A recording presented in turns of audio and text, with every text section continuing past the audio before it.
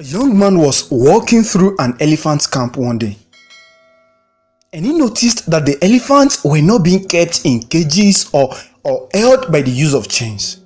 All that was holding them back from escaping the camp was a tiny piece of rope tied to one of their legs. As the man gazed upon the elephant, he was completely confused as to why the elephant didn't just use their strength to break the rope and escape from the camp.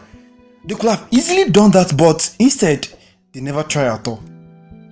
Curious and wanting to know the answer, he asked a trainer nearby why the elephants were just standing there and never tried to escape.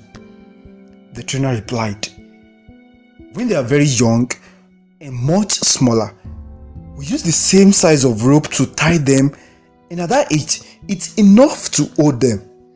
As they grow up, they are conditioned to believe the rope can still hold them, so they never try to break. Now they've grown up, but their minds still believe what they experienced when they were young.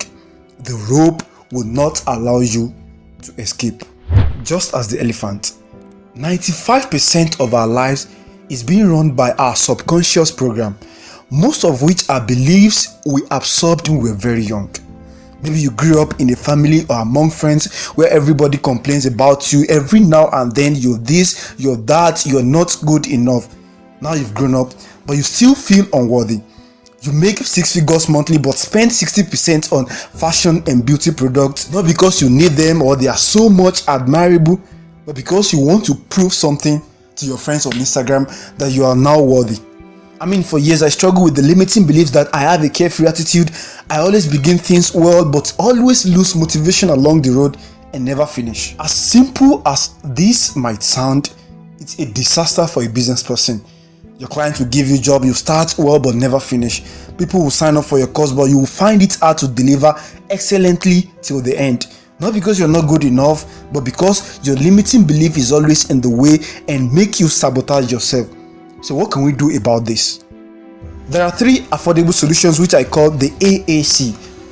AAC, affirmation, action, and consciousness. According to Dr. Bruce Lipton, a cell biologist and academic professor at the University of Wisconsin's School of Medicine, the subconscious mind learns in 2 fundamental ways: hypnosis and repetition.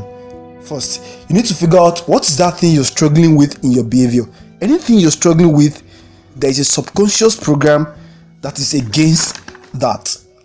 So once you figure that out, now you want to ask yourself, what are your beliefs about this thing? If you have unhealthy relationship with money, you just say it with yourself, I have healthy relationship with money. Then what pops up in your mind? Most of the time, what immediately pops up in your mind is your subconscious belief about it. So that is what you want to reprogram. A young man was walking through an elephant camp one day, and he noticed that the elephants were not being kept in